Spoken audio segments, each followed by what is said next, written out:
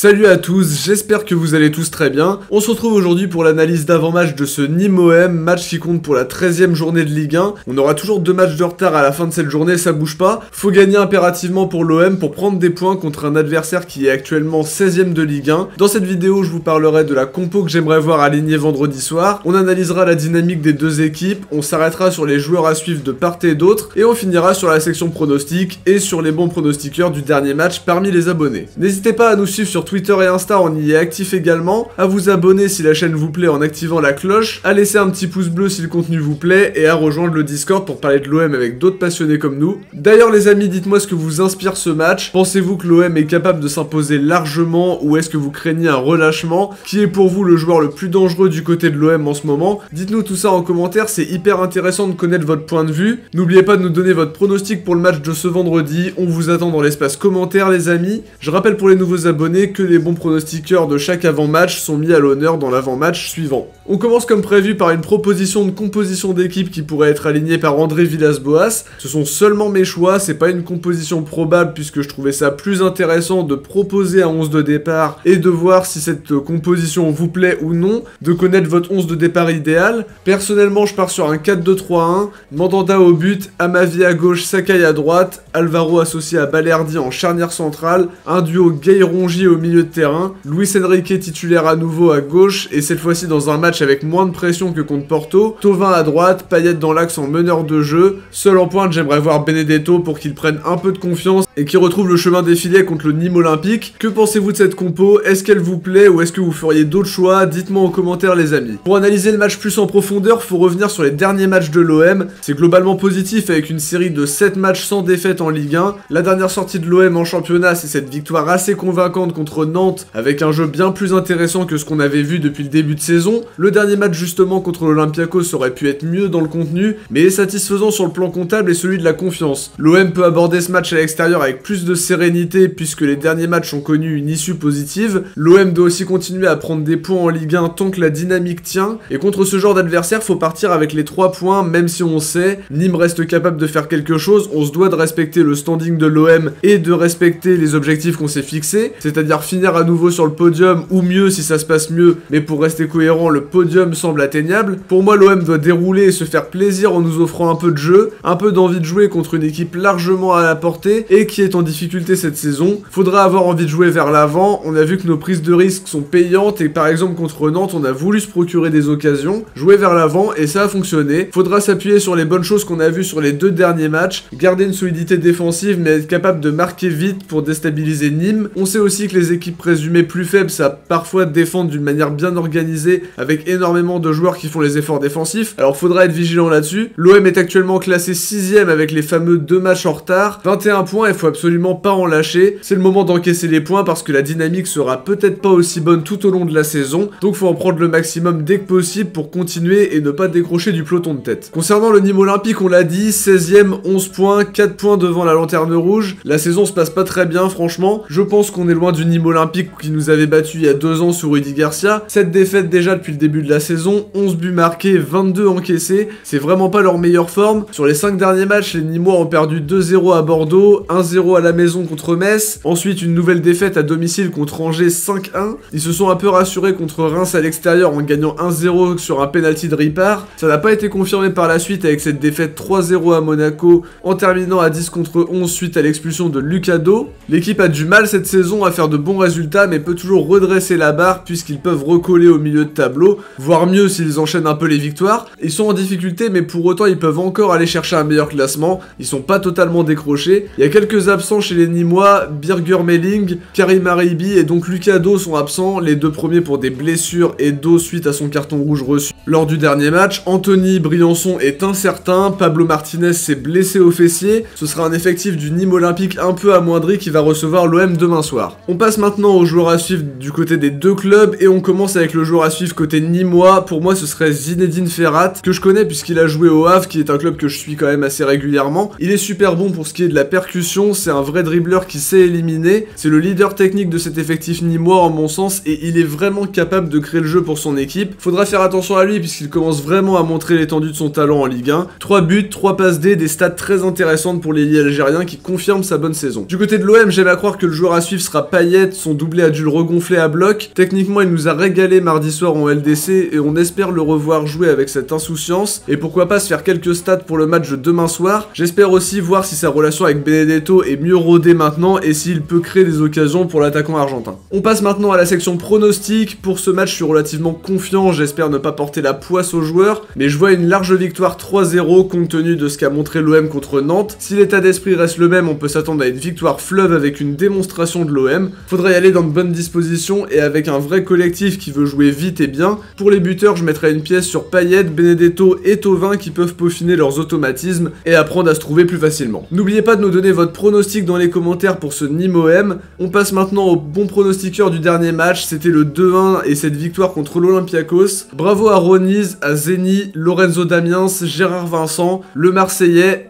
Pavo, Frixa, Maxence Robro, Stéphane Boussefa, Joris Scénario, Vanessa Aziri, Crisco93 et Jess13. Bravo à tous pour avoir trouvé le score, n'oubliez pas de nous donner votre pronostic pour Nîmes-OM et peut-être être mis à l'honneur dans le prochain avant-match. On arrive déjà à la fin de cette vidéo, j'espère qu'elle vous aura plu. Si c'est le cas, n'hésitez pas à mettre un petit pouce bleu et à nous faire vos retours sur la vidéo, c'est toujours hyper intéressant. Je lis tous les commentaires bien évidemment, alors n'hésitez pas à réagir. On se retrouve très vite pour le débrief de Nîmes-OM demain soir dans la foulée du match. Prenez soin de vous, bon match à tous, ciao et surtout allez l'OM.